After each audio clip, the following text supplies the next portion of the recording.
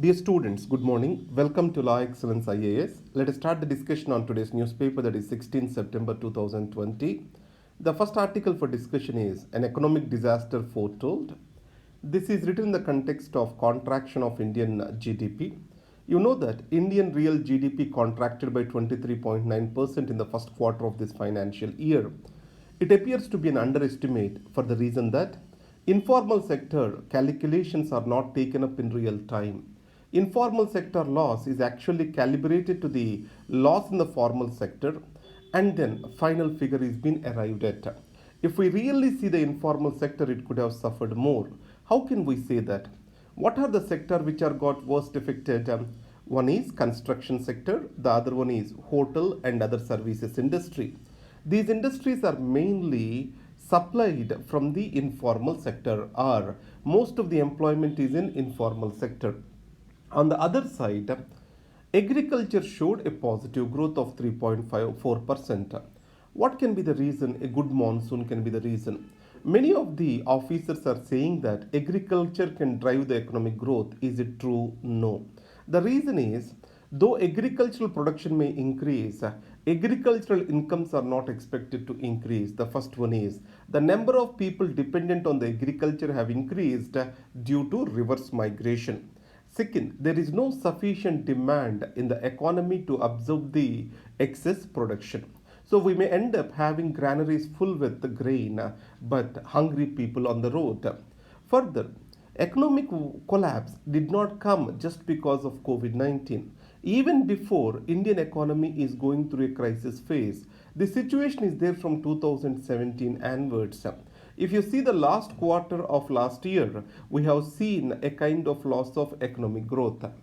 What are the reasons which have precipitated the economic crisis in India? One is demonetization, unplanned execution of GST, and then banking sector crisis, that is NPAs, double or twin balance sheet problem. All these have precipitated the economy. That is the essence of this article. The next is impediments to equal productivity and dignity. This is about disabled people. Remember that disabled people need full inclusion and complete access.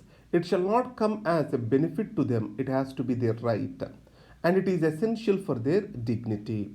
Today, we all have an exclusionary mindset towards the disabled people. What we think is any kind of employment to disabled can affect the productivity in the sector or in the organization. So, merit and efficiency, these arguments are going against opportunities to the disabled people. So, this exclusionary mindset is based on a premise that the existing systems do not change over a period of time. So, this exclusionary mindset has to give way for inclusionary mindset, and we shall not consider the opportunities given to disabled as the benefits. These have to be considered as their rights. So the rights of inclusion and right to access, equal access, is equivalent to the dignity of these people, and it is necessary for them to realize their fullest potential. Next is Parliament and its panels. It is related to permanent standing committees in Parliament. 24 are there. Each consists of 31 members, 21 from Lok Sabha, 10 from Rajya Sabha. It means that both the houses have representation in these permanent standing committees. Their tenure is for 1 year. So, in this case, 1 year is not sufficient tenure to gain expertise and to hold the executive accountable through these committees. What the author is recommending is we have to ensure greater tenure for these committees to get the better outcomes from them. As of now, Mr. Venkaiah Naidu, Chairman of Rajya Sabha, is considering to improve the standing committee's tenure to 2 years in consultation with the Lok Sabha Speaker. And what author's final opinion here is it can be increased to 2 years, or it can be made concomitant with the tenures of the respective houses. That is his recommendation. Venus in focus. Venus is the hottest planet and it is similar to Earth. That is the reason why it is also called Earth's twin or sister. And Venus also has abundant carbon dioxide, so it is a planet not suitable for living. That's how it has been taught as. But however, European Space Agency has sent Venus Express and it has given new inputs to the space agencies. One is ozone and phosphine. These are two are biomarkers. It means existence of these two tells that life is also existing on the planet, which can provide for new research into aliens and also into the space. In this context, ISRO and NASA are expediting their Venus missions. That's what this article says. Ill-advised move. Recently, a judge from Madras High Court has requested the Chief Justice there to initiate contempt proceedings against actor Surya on his comments related to NEET examination. What he stated is, when judges are afraid for their life and conducting virtual meetings, why children has to risk their lives to write an examination?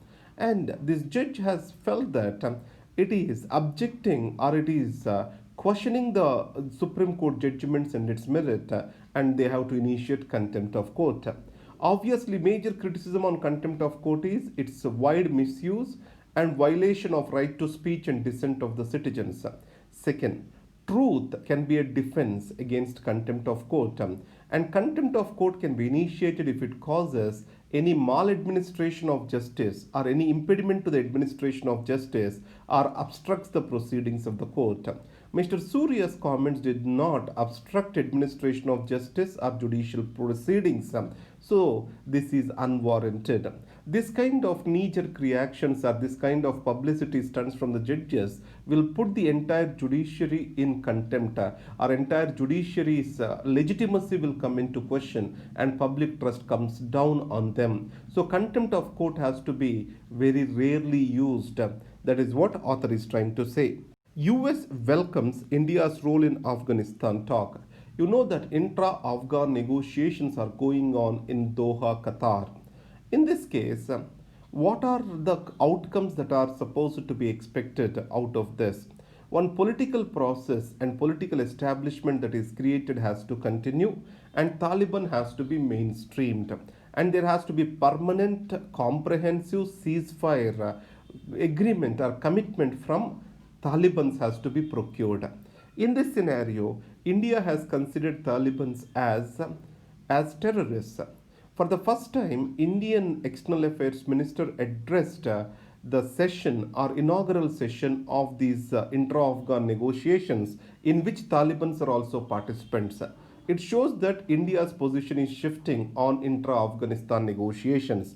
India is very keen to achieve an outcome where democracy, rights of minorities are still protected in this country. India wants that the land shall not be used for conducting terror operations on any other third country. So, in these circumstances, India's position, though appears to be changed, but it is still committed to democracy, rights of minorities in Afghanistan. Kashmir gets grassroots democracy. In UNHRC, India made its position clear. Taking away the Article 370 of Indian Constitution has made the grassroots democracy, especially local governments, to come to life in Jammu and Kashmir. And the second thing, India also clearly stated that cross-border terrorism also has come down and human rights are being respected and protected in this union territory. This is what the essence of the article. Today articles are very less, and okay, I hope tomorrow the articles will improve. Thank you very much.